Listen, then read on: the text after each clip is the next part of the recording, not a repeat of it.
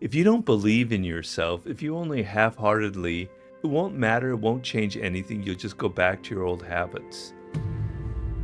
To be successful, you have to have primarily the quality to focus, to concentrate.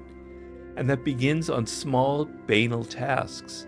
You have to develop the ability to concentrate, to focus, and the times that you are living in are making it increasingly so difficult for you that it's splintering your brain and your attention into 1,000 different pieces to the point where you can't even focus on your body, on yourself, on who you are, on what makes you strong.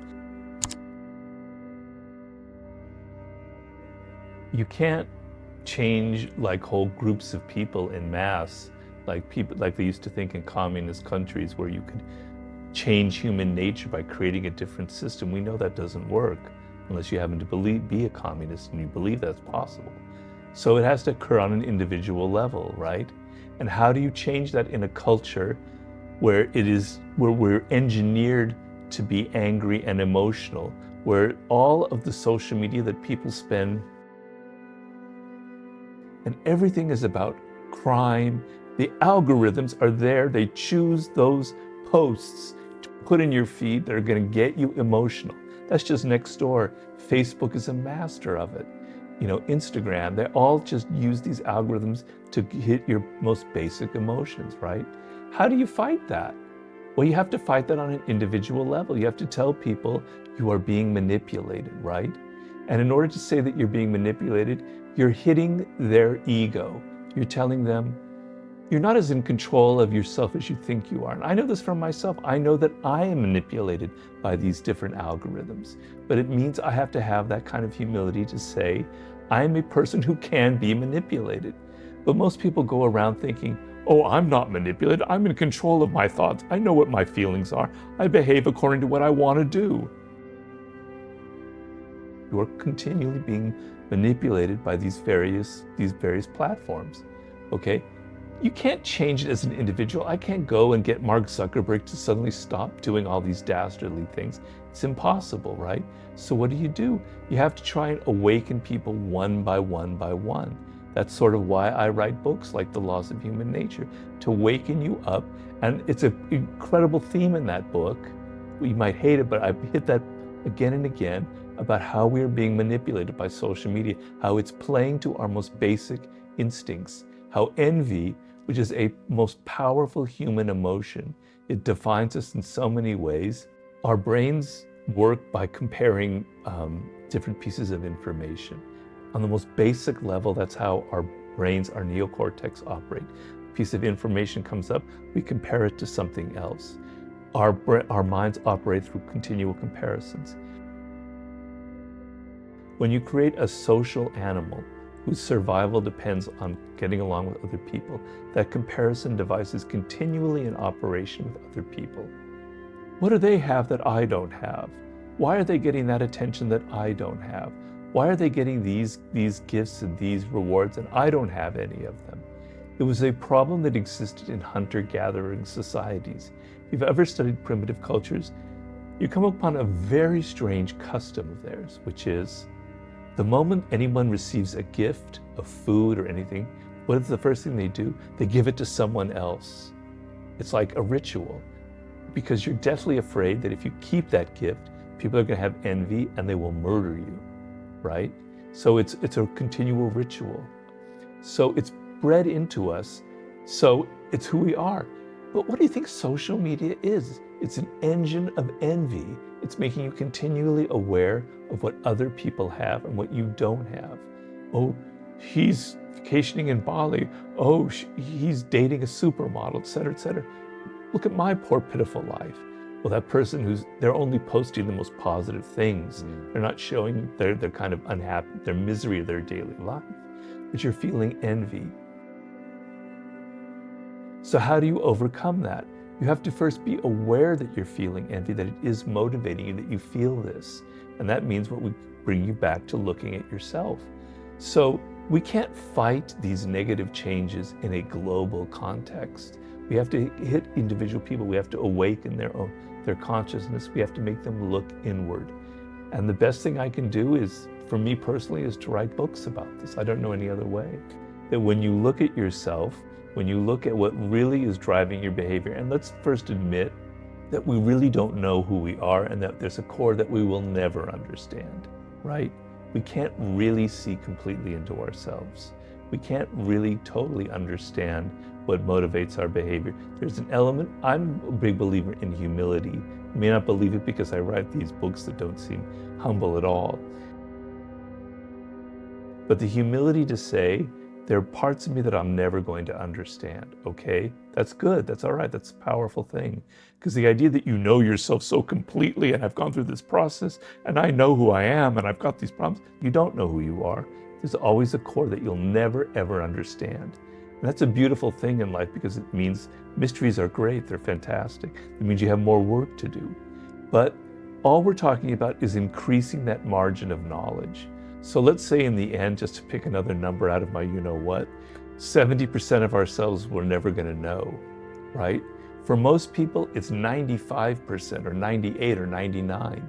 If you can lower that number a little bit, if you can have a deeper understanding, if you can understand that what you're doing is that it's all about your ego, that you really want to be right and not about getting ahead or having success or power. If you can learn these little things, the world opens up for you. Because what power is really about in life, people always ask me for definitions, is it's about having more options. So when you're so narrowed down inside yourself about you have the right answer, you're going to argue with people and everyone else is wrong, you're limiting what you can do in life. You can only take path A or B because that's what you're geared for. That's what's going to soothe your ego. That's what's going to make you feel better, as you thought when you were trying to shout to get the right echo, okay? But when you let go, when you're open to the fact that you don't know who you are, that there are other things that could be going on, and then you figure out that ego is tripping me up, suddenly doors open. I can do C, I can do D, I can do E. I can do what you just said, where I can stop, I can learn more, I can shut my own head, the voice in my head, and I can pay attention, I can learn. The world starts opening up. You start having options. You have maneuverability. You can do different things in life. Things open up for you. That's all I'm ever asking for people, is to get out of these kind of narrow corners that they back themselves into. So the key factor in life is motivation, is desire, is the energy that you bring to it. So if you don't believe in yourself, if you only half-heartedly are reading my books or listening to Tom or listening to me and you go, yeah, I kind of want to change, it won't matter, it won't change anything. You'll just go back to your old habits, right? Because habits are very powerful. You're a product of the cultural moment.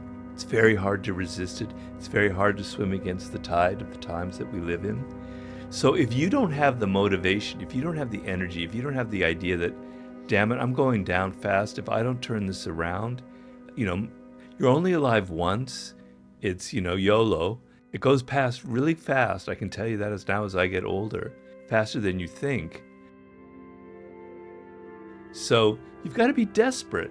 You've got to tell yourself, I've got to get out of this. I've got to change my life.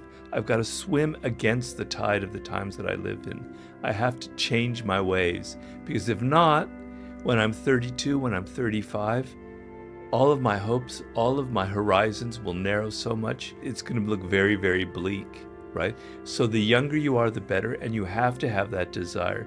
You have to look yourself square in the eye, and the number one thing to think of is you have much less time than you imagine, right? It goes past really quickly. Your 20s will go past faster than you could imagine. Suddenly you're 30, you go, whoa, what am I going to do? Then you're 40, shit, it's too late. Okay, so just realize you don't have as much time as you think you have. Now, the other thing you have to realize is what builds strength, what builds character is resistance, right? If you're trying to make your body physically stronger, you need resistance. You need weights, because weights are natural resistance. You need to swim. Water is resistant. You need to run. Gravity is resistant. That resistance builds muscle, builds strength, builds aerobic power. Life, mentally, it's the same thing. The times that you live in are providing incredible amounts of resistance towards success, towards power, towards a sense of fulfillment. They are flooding your face with all kinds of qualities that you have to resist. And to the degree that you're aware of these qualities, and to the degree that you resist them, you will build inner strength, you will build the kind of life skills that are necessary to survive and thrive in a very, very tough world. One of these resistance factors is social media, is the level of distractions that we're all facing, right? It's never, ever, ever been so intense. And you have to realize you don't let everything into your body. You don't eat all this sugar, I hope at least. You don't eat all the pizza that you think is great for you. You understand that you have to limit your diet to be healthy, particularly as you get older. You have to limit your sugar intake, among other things, etc. Okay? You have to limit the amount of stuff that's coming into your head. You have to put your head on a diet.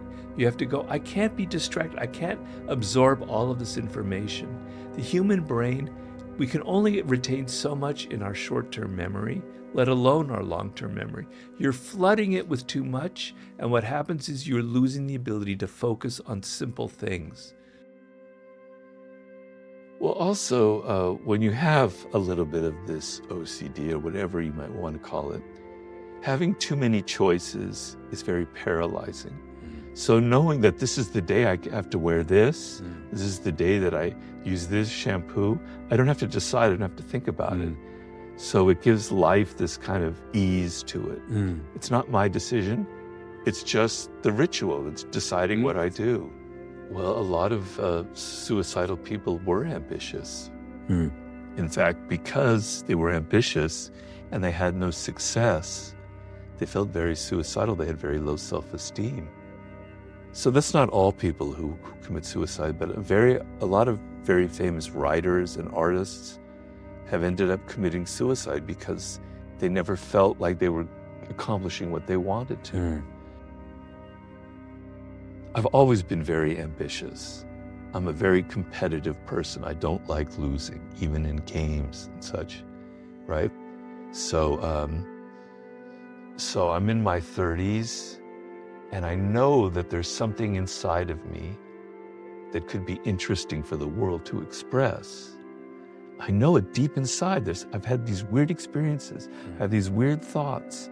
They could amount to something interesting, but I haven't been able to figure out how to do it.